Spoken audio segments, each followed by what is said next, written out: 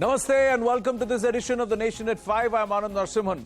Ladies and gentlemen, it's the Monday crackdown and Tuesday confession because what we have is a mega CNN News 18 exclusive investigation and a gangster terror tape.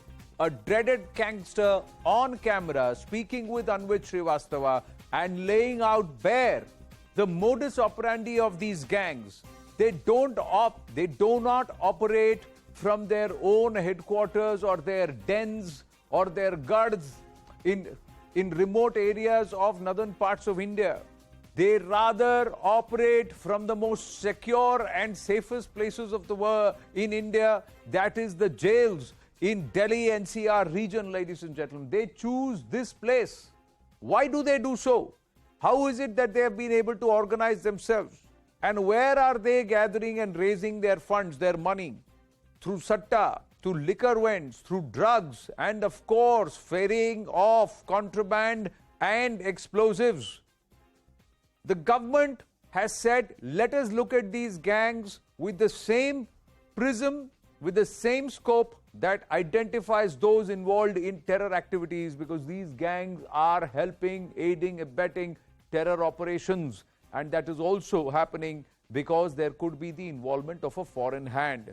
This CNN News 18 mega exclusive is our continued investigation into the gangster nexus, not just inside our prisons, but how they are connected in the north of India. It was all triggered and it came to the fore with Lawrence Bishnoi and Goldie Barar sitting inside jail and also outside the country in Canada and plotting the murder of Sidhu Moosewala. Now this scoop on how gangsters gather funds, how satta rackets, illegal liquor, drug rackets are used to generate funds which help them buy weapons which are far beyond the desi katta and tamanchas. They have Glocks, they've got revolvers, Mausers, rocket launchers. They also have RDX. Jails have now become safe havens. These gangsters are pulling strings from inside jails, the most secure jails of the country. The Delhi Police Special Cell Commissioner H.S. Dhaliwal, while speaking with CNN News 18 on this investigation, has admitted that in the last few months, his team has worked really hard and proactively to catch all these gangsters and put them behind bars. But therein, his responsibility ends and the responsibility of the jail superintendents, those who are going to manage, secure, and of course, govern our prisons, their responsibility begins. And these gangsters, perhaps they want to get caught and they want to be inside these jails. We'll dwell on that. But HGS Dhaliwal also not ruling out a foreign hand, adding that gangsters have been receiving money from abroad for years. Have a look at one portion, one part of the CNN News 18 special investigation report.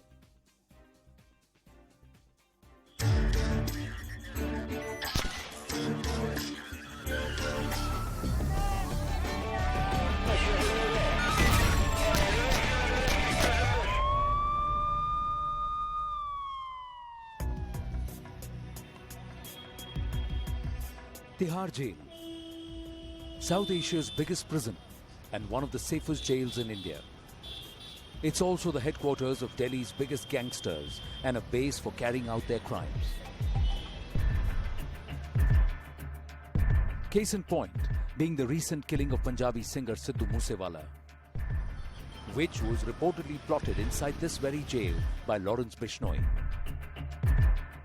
Jail is a very safe place to operate from. I mean, you can operate from there and no other member of any other gang can touch you there. When the jail staff gets compromised, the system can always be beaten. But from behind the four walls of Tihar, the criminals continue to unleash mayhem in the capital. Gang wars in Delhi go back to the late 80s. It all started over a land dispute between Kishan Pahalwan of Dichhaun Kala village and two brothers, Anup and Balraj, of Mitraon village. The feud between the two families claimed several lives. Initially, the gang war took place over a disputed property, but these gangs now they became criminal in nature and they started going into extortions, then interfering in disputed properties, and then in landlord-tenant disputes, and subsequently and in extortions, and then kidnapping for ransoms. So that is why, and then it became totally a criminal enterprise. Over the years, the gangs got smaller. Many were either shot dead by rivals or eliminated in police encounters. Some went to jail for life. Others decided to retire from a life of crime. At present, two main groups exist: the Neeraj Bhavania and Tillu Tajpuria gang, and the Lawrence Bishnoi and Kala Jathedi gang. Delhi's most infamous gangster, Jitendra Gogi, was gunned down right in the middle of a Delhi court. If you want to see things from the Delhi's perspective, of late there have been two gangs which have been active. One is of course Jitendra Gogi, who is no more, and its rival group is the Tillu's gang. Then subsequently Lawrence Bishnoi became part of this gang. Sandeep Kala Jathedi became part of this gang. On the rival side, if you see, then of course Tillu gang has been active, and from Neeraj Bhavana and Sunil Rathi and Kaushal gangs, etc., they have also joined this group only. The gangs have become more organized now, running water mafias, controlling toll plazas in the NCR, collecting money from illegal clubs and dance bars. What used to be extortion is now protection money.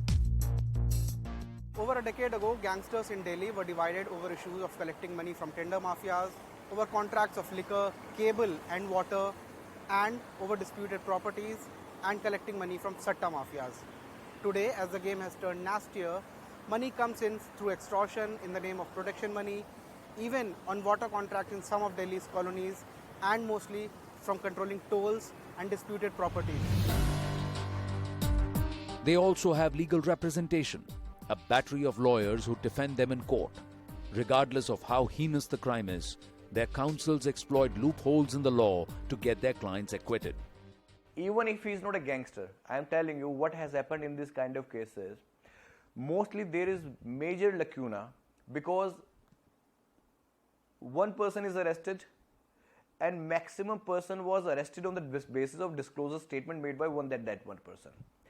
Though that disclosure statement is not having any evidentiary value before the court, as per the provisions of Indian Evidence Act, as a lawyer we are supposed to dent the case of prosecution. And it's a settled principle that benefit of doubt should always be given to the accused. So we are there to dent the prosecution story. Their weapon of choice is also more modern and sleek. Semi-automatic .32 caliber pistols, Turkish and Brazil-made guns, and Glocks have replaced the double barrels, shotguns, and country-made pistols. But what's more worrying is that some of these weapons are coming from across the border, and even funding for their gangs is traced to foreign lands. Linkages between gangs is a very common phenomenon that happens. We are living in an age of technology. All you have to do is make a call. Money gets transferred electronically. Even as the Delhi police have busted time and again multiple gun suppliers in Delhi who had been supplying illegal arms and ammunition to the gangsters who operate from Delhi, what has caught Delhi police's attention of late are the guns coming in from Pakistan. Recently, we saw in Sidhu Moosewala's case that some of the weapons that were used, police said, were Pakistan-made. And Lawrence Bishnoi, who is said to be in the center of this murder conspiracy, is said to have close links with Delhi's slain gangster Jitendra Gogi and Kala Jathedi. In fact, funds coming in from Australia, Canada and Pakistan are also on Delhi police's radar. Only in time to come, we'll see if any specified crackdown is done on the two foreign supplies. With video journalist Vikas Rawat and Rahul Malhotra, this is Anvish Srivastava for CNN News 18 in this special report.